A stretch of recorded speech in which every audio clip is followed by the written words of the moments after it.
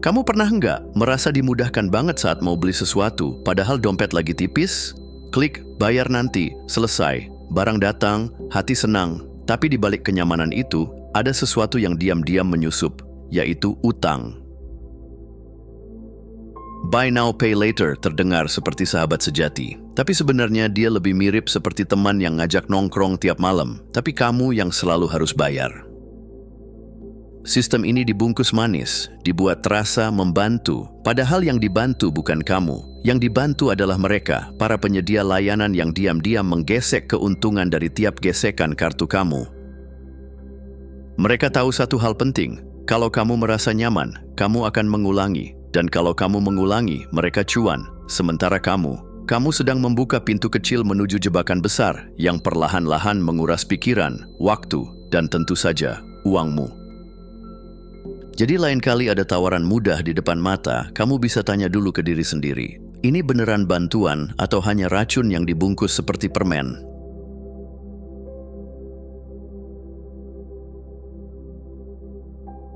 Skenario ini familiar banget. Kamu lihat barang lucu, harganya lumayan.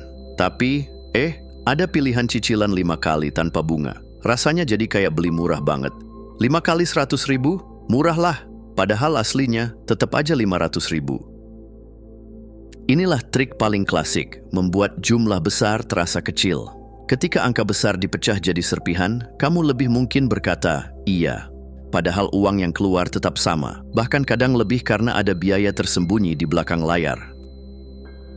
Dan yang lebih lucu atau lebih tragis, semua pihak di ekosistem itu senang. Toko senang karena dagangan laku. Perusahaan cicilan senang karena dapat fee. Kamu juga senang, tapi sesaat. Lalu datanglah tagihan bulan depan, dan kamu mulai menghitung-hitung sambil gelisah. Tiba-tiba, yang tadinya terasa seperti deal manis, berubah jadi stres harian. Kamu bukan cuma beli barang, kamu beli kecemasan bertahap.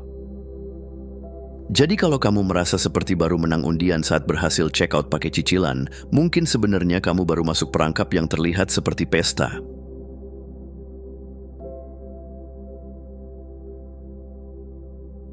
Pernah perhatikan bahasa yang dipakai saat check out?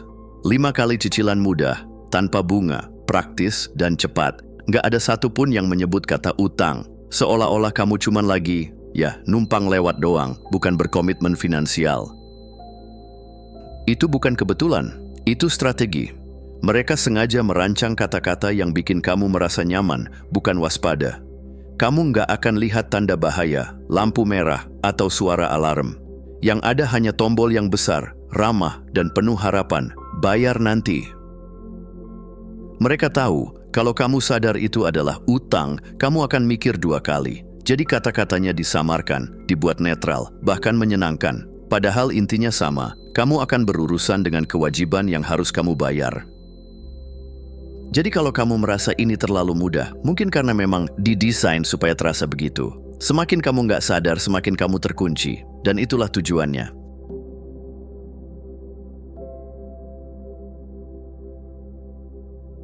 Kamu mungkin mikir, aku belanja karena butuh. Tapi mereka tahu, kamu belanja karena otakmu sedang dikasih hadiah palsu. Mereka ngerti betul gimana cara otak bekerja, lebih dari yang kamu sadari. Pertama, mereka hilangkan friction, alias gesekan emosional saat mengeluarkan uang. Dulu, kamu harus buka dompet, lihat lembaran uang pergi, dan itu sangat terasa. Sekarang, tinggal tap, klik, selesai. Rasanya kayak nggak bayar apa-apa. Kedua, mereka kasih kamu dopamin, zat kimia bahagia dari otak, setiap kali kamu beli sesuatu.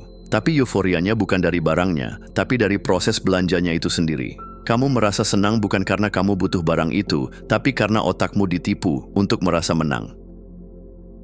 Dan ini berbahaya, karena kamu makin sering belanja bukan karena kamu butuh, tapi karena kamu butuh sensasinya. Padahal, kamu sedang masuk lebih dalam ke labirin utang yang dibuat semudah mungkin agar kamu lupa kalau kamu sudah tersesat.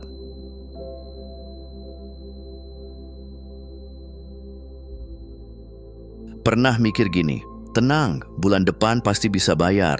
Nah, itulah jebakan klasik dari otak kita sendiri. Kita terlalu percaya sama versi diri masa depan yang katanya lebih rajin, lebih kaya, lebih siap, padahal seringnya dia nggak muncul-muncul.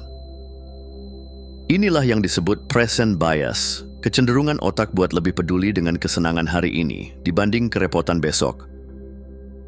Kamu tahu itu utang, tapi kamu juga pengen barangnya sekarang. Dan si otak akan dengan cepat berbisik, nanti juga bisa dibayar.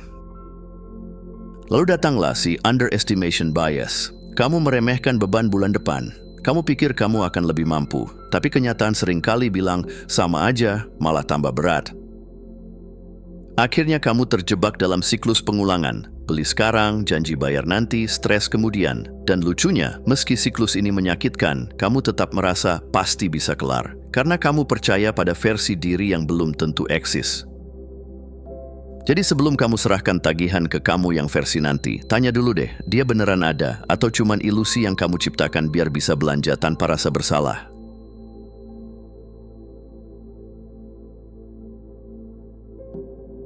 Kalau biasanya utang itu identik dengan dokumen panjang, tanda tangan, dan sedikit rasa deg-degan, sekarang beda banget. Semuanya serba instan dan terasa ringan. Itulah kenapa buy now pay later jadi sangat berbahaya, karena ia menyamar jadi teman. Kamu nggak ngerasa seperti sedang berutang, nggak ada proses yang membuatmu berpikir ulang, nggak ada momen resmi yang bikin kamu sadar bahwa ini keputusan penting. Semua dibungkus dengan warna cerah, kata-kata ramah, dan desain yang bikin kamu nyaman. Dan justru karena terlalu nyaman, kamu makin lama makin nggak sadar kalau kamu sedang terjebak. Rasanya seperti jalan tol yang mulus banget, kamu melaju tanpa rem, padahal arahmu menuju jurang. Utang yang nyata itu berat, tapi saat dibuat terasa ringan, bahayanya justru jadi dobel. Karena kamu nggak siap, nggak sadar, dan seringnya nggak tahu cara keluar. Jadi, kalau semuanya terasa terlalu gampang, itu bukan pertanda bagus. Bisa jadi itu alarm halus dari sistem yang sedang bekerja melawan kesadaranmu.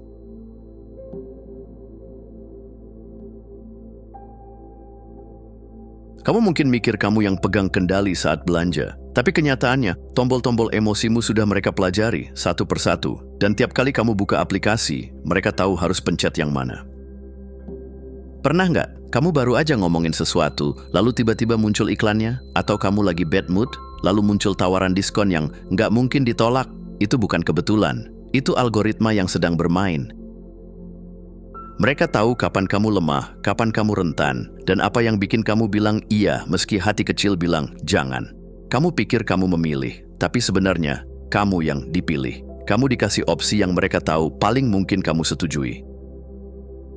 Jadi saat kamu merasa seperti bikin keputusan, ingat, bisa jadi kamu cuma menjalankan skrip yang sudah mereka susun rapi, dan emosi kamu adalah alat mereka yang paling ampuh.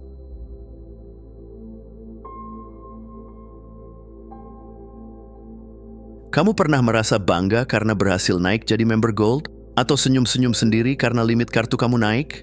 Nah, selamat datang di dunia gamifikasi. Tempat belanja dibuat seperti main game, tapi kamu yang bayar tiketnya. Semuanya dirancang seperti reward. Selamat, kamu dapat cashback, atau kamu hampir mencapai status platinum. Padahal semua itu bukan hadiah, tapi umpan. Semakin kamu naik level, semakin kamu konsumtif. Semakin konsumtif, semakin kamu masuk ke perangkap yang mereka buat. Yang bikin ngeri, kamu merasa sedang menang. Padahal realitanya, kamu sedang kalah. Perlahan tapi pasti. Kamu bukan jadi pemenang. Kamu jadi pelanggan setia dari sistem yang ingin kamu tetap terjebak. Jadi kalau kamu merasa seperti hero karena dapat badge baru dari aplikasi belanja, mungkin kamu cuma karakter dalam game mereka, dan kamu belum sadar kamu sedang main.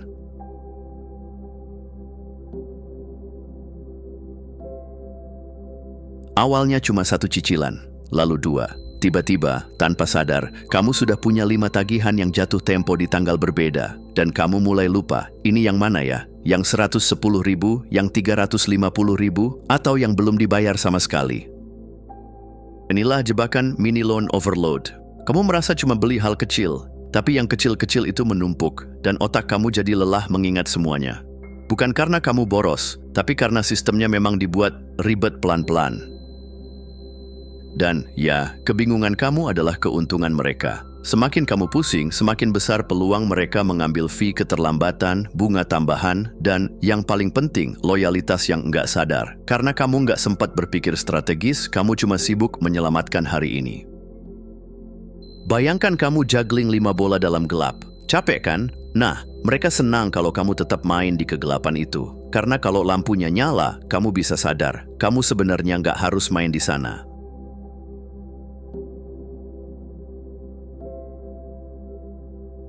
Coba bayangin, kamu bangun pagi, scroll HP, lihat notifikasi diskon, klik, beli, lalu lanjut aktivitas seolah semua itu hal biasa.